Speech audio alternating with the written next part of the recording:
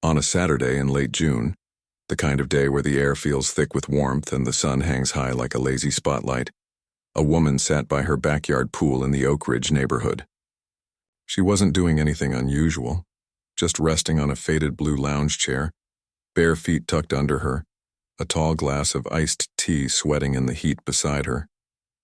Her swimsuit was plain, her sunglasses large enough to hide the exhaustion behind her eyes. For the first time in weeks, maybe months, she let herself breathe without thinking about duty, deadlines, or danger. This was her home. She'd bought it just 6 months earlier, after years of renting apartments near the precinct. The house wasn't grand, modest brick, a small yard, a pool barely big enough for laps, but it was hers. And after 2 decades in law enforcement, rising through ranks most never expected her to touch, she'd earned this peace. She didn't own it out of pride, but out of necessity. A place where she could finally be just a person, not a title, not a symbol, not someone people braced themselves to meet. The neighborhood was quiet. The kind of quiet that only exists in suburbs where people have lived side by side for years. Kids rode bikes with training wheels down the street. A lawnmower droned in the distance. Birds flitted between oak trees that gave the area its name. Everything felt ordinary, predictable, even comforting. She closed her eyes and let the sun press gently against her skin. No sirens, no radio chatter, no urgent calls. Just the soft ripple of water in the pool and the occasional hum of a passing car. But not everyone saw it that way. 2 houses down, behind closed blinds, someone watched. At first it was just curiosity, a glance out the window during a coffee break. But then that glance turned into a stare, and the stare turned into suspicion. The woman by the pool didn't match the mental image of who belonged in Oak Ridge. She was black, calm, comfortable, and that, for some reason, felt out of place to the observer. It wasn't that the neighborhood had rules about who could live there. Officially, it was open, welcoming, diverse even. But unofficially, quietly, some minds still operated on old maps. Maps that marked certain spaces as safe only when certain people occupied them. The watcher picked up the phone. Voice low, tone urgent, they dialed the local non-emergency line. "Hi, I need to report something," they said. "There's a woman in the pool at 427 Maple. I don't know her. She's just lying there. Doesn't look like she lives there." The dispatcher asked a few standard questions. Description, behavior, any signs of forced entry. The caller couldn't say she'd seen anything illegal, just that it felt off. That phrase, felt off, carried more weight than they realized. It wasn't evidence. It wasn't fact. But it was enough to send 2 officers rolling down Maple Street 10 minutes later. Back at the pool, the woman had no idea. She was replaying a memory in her head. The first time she'd worn her chief's badge in public, how her mother had cried, how her younger brother had clapped her on the back and said, "You did it, sis." She thought about how hard it had been to get here, the nights studying for exams while working patrol, the sideways glances from colleagues who doubted her, the times she'd been followed in stores even in uniform. Becoming chief hadn't erased those experiences. It had just given her a louder voice to challenge them. But today she wasn't thinking about any of that. Today, she was just a woman enjoying her Saturday. The sound of tires on gravel pulled her from her thoughts. She sat up slowly, squinting past her sunglasses as a marked patrol car rolled to a stop at the edge of her driveway. 2 officers stepped out, one older with a salt and pepper mustache and tired eyes, the other young, maybe fresh out of the academy, his posture stiff with nerves. They approached the gate, hands resting lightly near their belts but not on them. Polite, cautious. "Afternoon, ma'am," the older officer said, voice neutral. "We got a call about someone. Unfamiliar. Using the pool here." She didn't move right away, just looked at them. Then at her own backyard, the potted ferns she'd planted, the welcome mat by the back door, the mailbox with her name on it. A quiet anger flickered, but she kept it buried. She'd been here before in different forms. Not as chief, but as a black woman in spaces where her presence was questioned simply because she existed. "I live here," she said evenly, standing now. She didn't reach for anything. Didn't make sudden moves. She knew the script too well. The younger officer glanced at his partner, then back at her. Recognition dawned slowly, first in his eyes, then in his posture. His shoulders dropped an inch. "Chief?" he whispered almost to himself. She nodded once. Yeah, Chief. The older officer exhaled, half relieved, half embarrassed. We didn't know it was you, ma'am. The call just said, suspicious person. She didn't smile, didn't scold. Just asked who called. They couldn't tell her policy, but they didn't need to.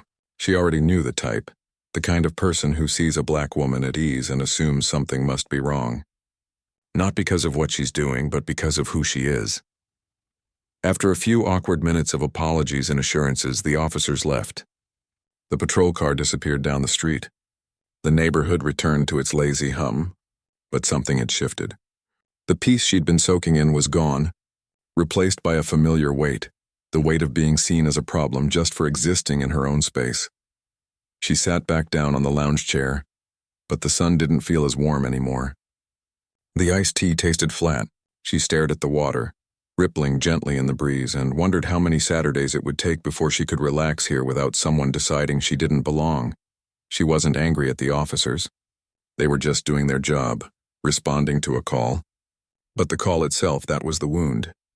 The assumption behind it, the quiet belief that a black woman enjoying her own backyard could ever be suspicious.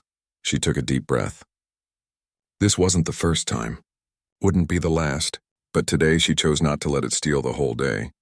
She leaned back again, closed her eyes, and whispered to herself, "This is my home." And for now, that had to be enough. The patrol car pulled away from the driveway, tires crunching softly over the gravel, but the air in the backyard still felt heavy.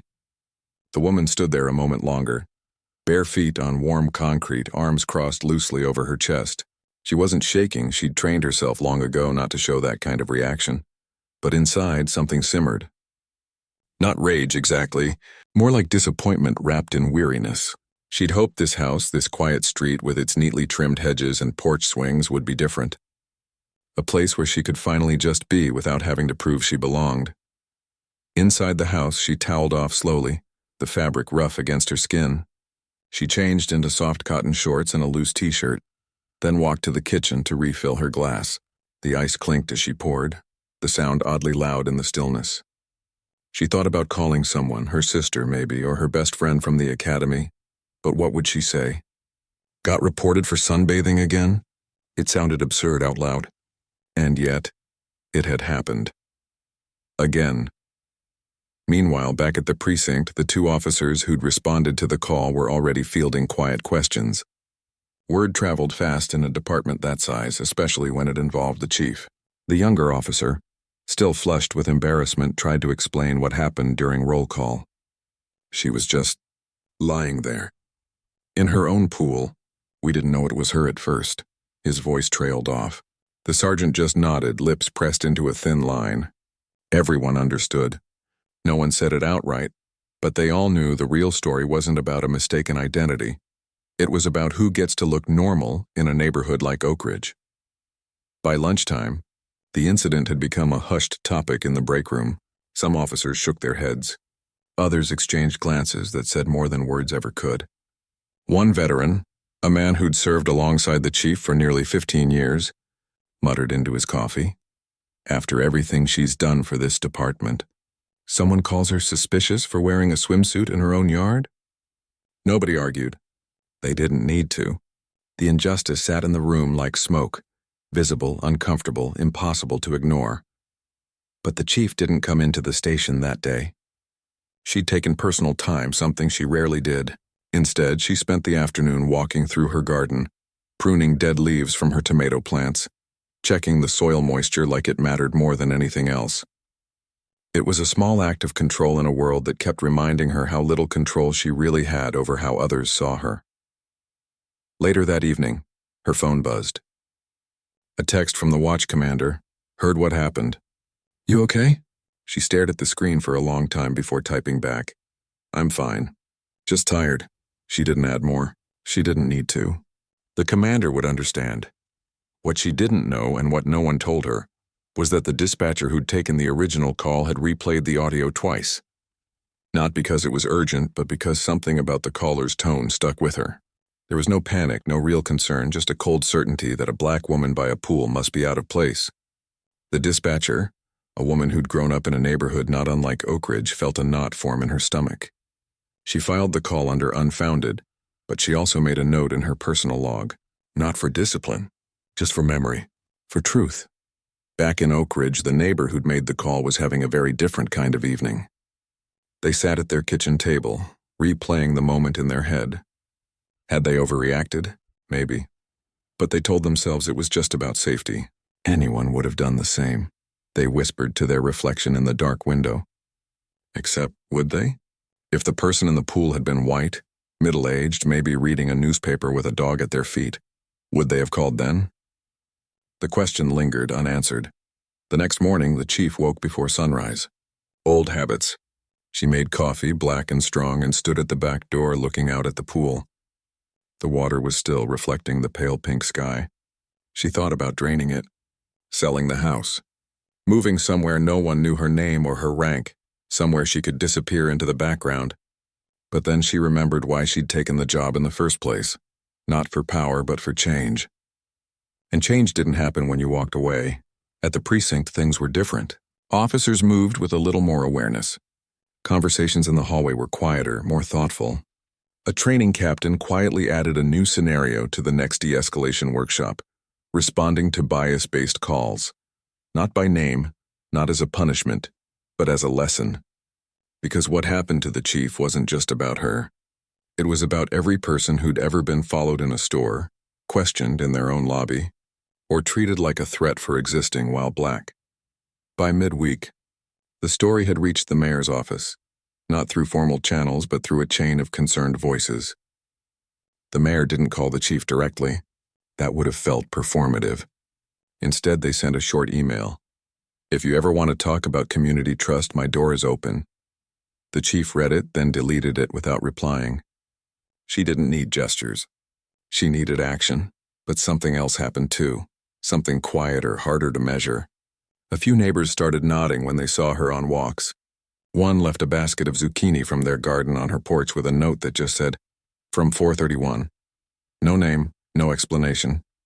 Just a small olive branch wrapped in twine. She left a jar of homemade peach jam on their step the next day. No note, just reciprocity. Still, the core truth remained. She'd been treated like an intruder in her own home. And though no laws were broken, something deeper had been cracked. The fragile trust between a person and the place they call safe. She didn't plan to make a public statement. Didn't want this to become a spectacle. But she also knew silence could be mistaken for acceptance. So she did what she always did when faced with injustice. She thought about the next right thing. Not the loudest thing.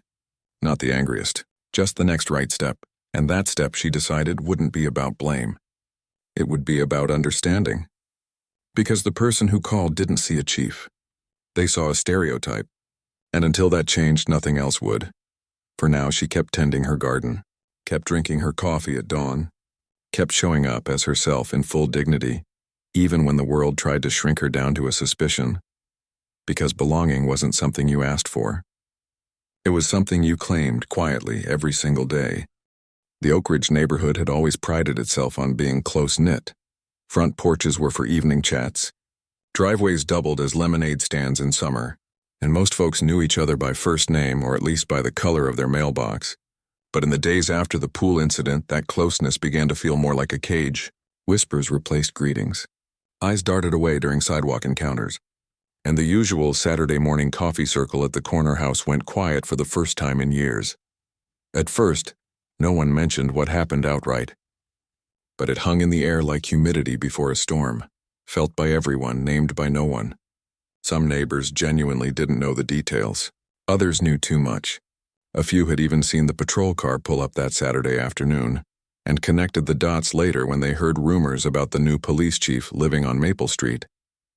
The truth spread not through announcements but through sideways glances, hushed phone calls, and the kind of awkward pauses that say more than words ever could. Then came the HOA meeting. It was held in the community room above, the small clubhouse near the tennis courts, the same place where holiday potlucks and garden club meetings took place. That night, the room was fuller than usual. Folding chairs were brought in from storage. Someone had even set out a tray of store-bought cookies, though no one touched them. The agenda listed routine items: tree trimming, mailbox regulations, a proposal for new streetlights. But everyone knew why they were really there. The meeting started politely enough. The president, a retired teacher with silver hair and a gentle voice, ran through the standard updates. But halfway through, a man in the back row cleared his throat.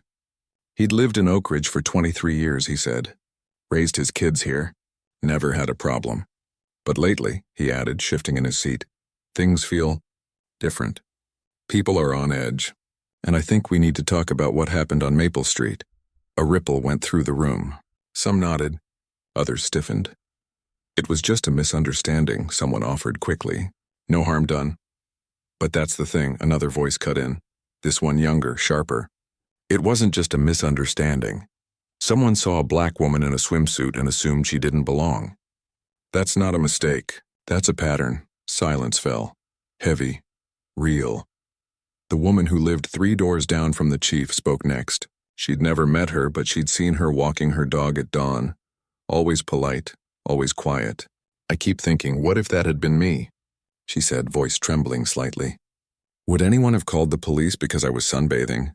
Be honest. No one answered. Then came the defense. A man near the front stood up, arms crossed. Look, I get it. It sounds bad. But people have a right to report something if it feels off. We're talking about safety here, not race. Safety for who? The younger voice shot back. Because last I checked, lying by a pool in broad daylight isn't a crime. Unless your skin color makes it one. The room fractured then. Not into shouting, but into something quieter and more painful. Division laid bare. Some neighbors exchanged glances of agreement.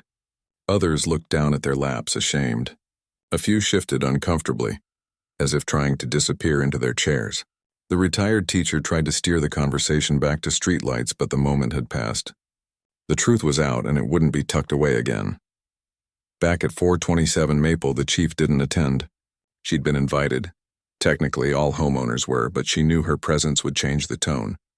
Turn it into a performance. She wanted to hear what people really thought, not what they'd say with her in the room. So she stayed home, sitting on her back porch with a book she wasn't reading, listening to the distant hum of cars and the occasional bark from a neighbor's yard. She didn't need to be there to know how it went. The tension had been building for days. She could feel it in the way mail carriers lingered less, in how the usual wave from the couple across the street had turned into a quick nod, then nothing at all. Later that night, her phone buzzed. A text from a neighbor she barely knew, just a few words. I'm sorry you had to hear all that. She didn't reply right away. What could she say? It's okay? It wasn't, but anger wouldn't fix it. Neither would silence. What hurt most wasn't the call itself.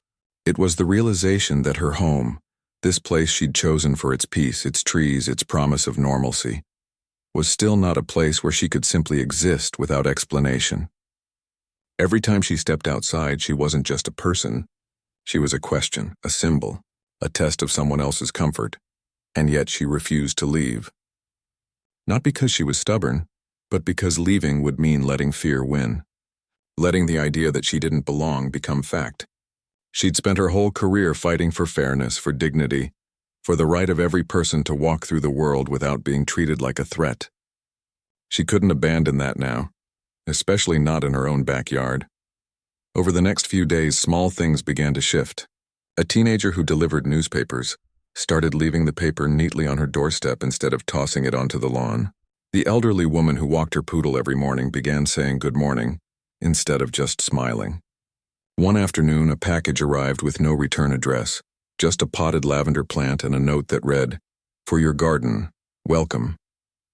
These gestures didn't erase what happened, but they were threads, tiny, fragile attempts to weave something new.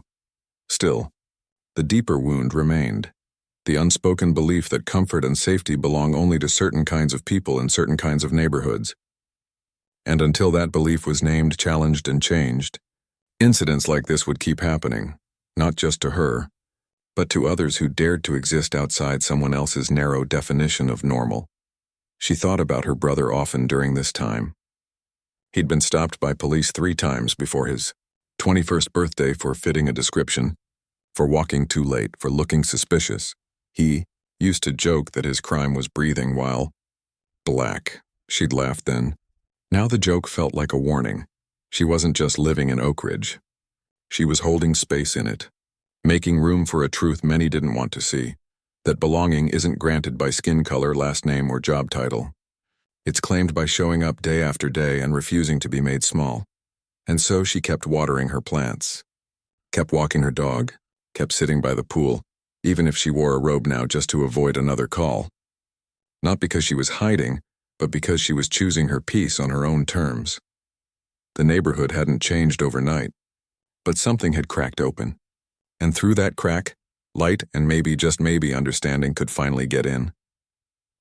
Weeks passed and the air in Oak Ridge stayed thick, not with heat this time, but with something harder to name. It wasn't anger exactly, more like uncertainty, like everyone was waiting for someone else to say the right thing, do the right thing, or at least stop pretending nothing had happened. The chief felt it too. She could have filed a formal complaint, could have demanded an investigation into the call, could have used her position to make a statement that would have rippled through the news cycle for days, but she didn't. Not because she didn't care, but because she knew punishment wouldn't heal what was broken. What was broken wasn't just a single phone call. It was a quiet, unspoken rule that some people get to relax in public, while others have to prove they're not a threat just by standing still. And rules like that don't change with reprimands. They change with conversations, with faces, with time. So instead of pressing charges or calling a press conference, she did something quieter, and in its own way, braver. She sent an email to the neighborhood association, not as a chief, but as a homeowner. She invited them to the police headquarters for an evening talk. No agenda, no demands, just coffee, chairs, and space to listen. Most people expected a lecture, a scolding, maybe even a confrontation. But when the night arrived, the room was set up like a living room. Round tables, soft lighting, a pot of coffee steaming on a side table. She stood near the front, not behind a podium, just leaning against a desk in a simple blouse and slacks. No badge visible. No uniform. Just her. "I didn't ask you here to assign blame," she began, voice calm, steady. "I asked you here because I live down the street from you, and I want to understand how we move forward. Not as strangers, not as symbols, but as neighbors." A few people shifted in their seats. Others looked down. One woman clutched her purse like it might protect her from what was coming. She didn't tell them what to think. Instead, she told them a story about growing up in a neighborhood where police cars meant trouble, not help. About watching her brother get stopped for no reason over and over, until he started walking with his hands out of his pockets even in winter. About joining the force not to wear a badge, but to change what that badge meant for people who looked like her. "I didn't become chief to be above anyone," she said. "I did it so that when a kid like my brother gets stopped, the officer might see a person, not a threat. So that when a woman like me sits by her pool, no one assumes she's breaking in." She paused, let the words settle. Then she asked the question that had been haunting her. What would make someone feel unsafe just seeing a black woman relaxing in daylight? No one answered right away. The silence stretched, not awkward, but heavy with thought. Finally, an older man near the back spoke. "I guess it's not about you," he said slowly. "It's about what people are used to, and when something doesn't match that, they panic." She nodded. "Exactly. And that panic gets aimed at the wrong person." Another voice, this one younger, maybe a college student home for the summer, added, "But used to isn't an excuse. My grandma used to think women shouldn't vote. That didn't make it right." A few people chuckled softly. The tension eased just a little. Over the next hour, the room filled with honest, messy talk. Someone admitted they'd never questioned why most of the suspicious person calls in their area involved people of color. Another shared how they'd taught their kids to be careful around certain neighborhoods, without ever asking who decided those neighborhoods were dangerous in the first place. A woman who'd lived in Oak Ridge for 30 years said quietly, "I didn't realize how much I'd accepted as normal until tonight." The chief didn't interrupt, didn't correct, just listened. And in that listening, something shifted. Not because she had all the answers, but because she made space for others to ask better questions. Afterward, as people trickled out, a few stayed behind. One elderly woman approached, eyes glistening. "I'm sorry," she said simply. "I didn't know. I didn't think." The chief took her hand. "Thank you for saying that," she replied. "That's where it starts. No one left with a perfect solution, but they left with something more valuable, awareness. And the understanding that change doesn't always come from laws or policies. It comes from people choosing, one conversation at a time, to see each other more clearly.